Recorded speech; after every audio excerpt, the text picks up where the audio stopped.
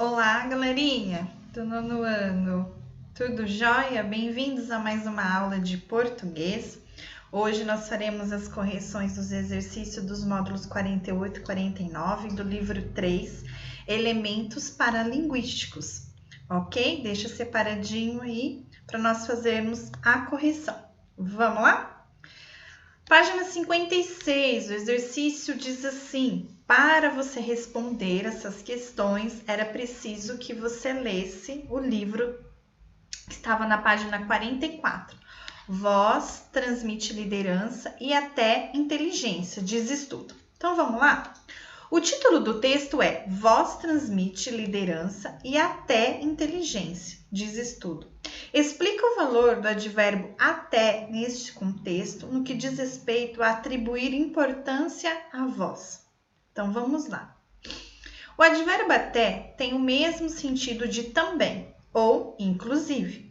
Nesse contexto, sua presença serve para destacar o quanto o tom de voz é importante no ato comunicativo, já que pode influenciar também na percepção que uma pessoa tem sobre a inteligência de quem fala. Lembra que conversamos em sala de aula sobre esses elementos paralinguísticos? São aqueles elementos paralelos à nossa linguagem, mas que ajuda muito na comunicação e que também tem um poder muito grande. Então, nós falávamos da questão do tom de voz, ok? E aí, nesse texto aí, nós vimos na questão de entrevista, na questão de empresas, como isso tem um peso muito grande, essa questão do tom da voz, ok? Então, aí a gente coloca aqui. Pode influenciar também na percepção que uma pessoa tem sobre a inteligência de quem fala, de acordo com o timbre de voz. Certinho? Vamos para a próxima? Número 2. É possível afirmar que a pesquisa mencionada no texto, empreendida pelo Centro de Pesquisa, Desenvolvimento e Educação Continuada, é inteiramente objetiva? Por quê? Vamos analisar inteiramente objetiva? Não, né, pessoal? Por quê? No próprio texto menciona-se que as impressões causadas pelos tipos de voz são subjetivas. Logo, uma pesquisa relacionada a esse assunto não será completamente objetiva, porque ela já pega impressões subjetivas, então não tem como ser totalmente aí, ou completamente objetiva, ok?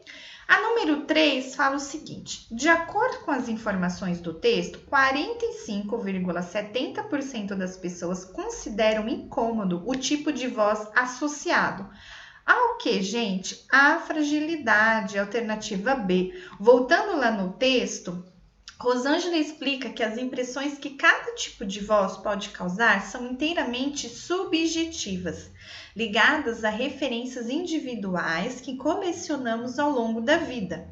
Então, vozes vibrantes, por exemplo, são comumente associadas à capacidade de persuasão do indivíduo. As graves são relacionadas ao autoritarismo e as agudas à fragilidade. Então, a resposta está aqui no próprio texto, ok? Então, a alternativa B. Número 4, uma questão do Enem. Vamos lá? Como se apresentam os atos de ler e escrever no contexto dos canais de chat da internet? Vamos ver?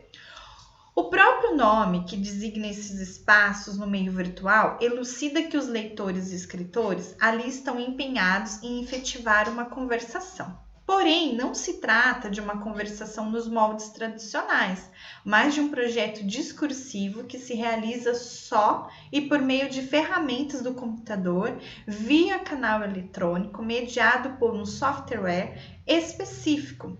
A dimensão temporal desse tipo de interlocução caracteriza-se pela sincronicidade em tempo real, aproximando-se de uma conversa telefônica, porém pelas especificidades do meio que põe os interlocutores em contato. Estes devem escrever suas mensagens. Apesar da sensação de estarem falando, os enunciados que produzem são construídos num texto falado por escrito. Numa conversação com expressão gráfica, a interação que se dá tela a tela para que seja bem sucedida exige, além das habilidades técnicas anteriormente descritas, muito mais do que a simples habilidade linguística de seus interlocutores. No interior de uma enorme coordenação de ações, o fenômeno chat Também envolve conhecimentos paralinguísticos e socioculturais que devem ser partilhados pelos seus usuários. Isso significa dizer que essa atividade comunicacional, assim como as demais, também apresenta uma vinculação situacional, ou seja, não pode a língua, nessa esfera específica da comunicação humana, ser separada do contexto em que se efetiva. Então, prestem atenção em como vocês se comunicam nas aulas virtuais, usando o chat. Vocês usam abreviações, vocês usam muito palavras que vocês mesmos, né, inserido no contexto de vocês, que vocês entendem esse tipo de linguagem. Então, a gente entra aí na questão linguística junto com esse elemento paralinguístico. Então, vamos lá. Na página 57, tá, turminha?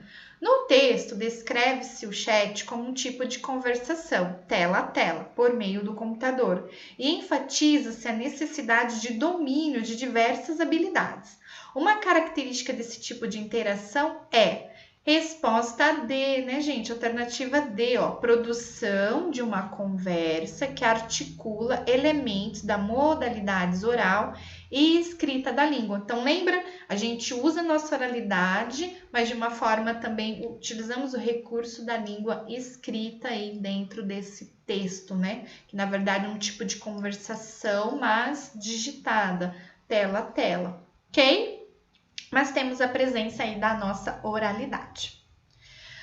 Vamos lá. No exercício 5, Rosângela Leite afirma que a voz é uma das principais ferramentas de comunicação, tanto na esfera profissional quanto na pessoal. Dê 2 exemplos de comunicação de esfera pessoal em que a voz possa ser um fator fundamental. Justifique sua resposta. Essa aqui, galerinha, é resposta pessoal. Você vai pensar aí, tá? No nosso meio, nessa questão da comunicação. Você vai dar 2 exemplos de esfera pessoal que a voz possa ser um fator fundamental. E aí? Então, a gente falou de profissional e pessoal, mas na esfera pessoal, que a voz aí é um fator fundamental. Você coloque aí na sua resposta qualquer dúvida, lembrando de tirá-la na nossa aula online. Combinado?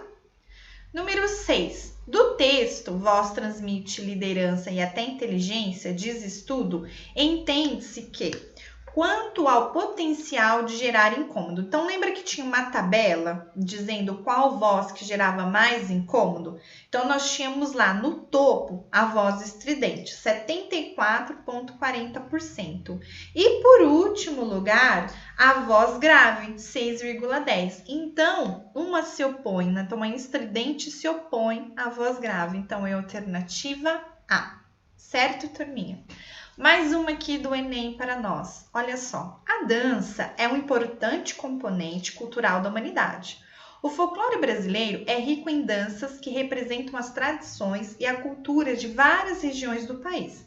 Estão ligadas aos aspectos religiosos, festas, lendas, fatos históricos, acontecimentos do cotidiano e brincadeiras que caracterizam-se pelas músicas animadas, com letras simples e populares, figurinos e cenários representativos, certo? Da Secretaria da Educação.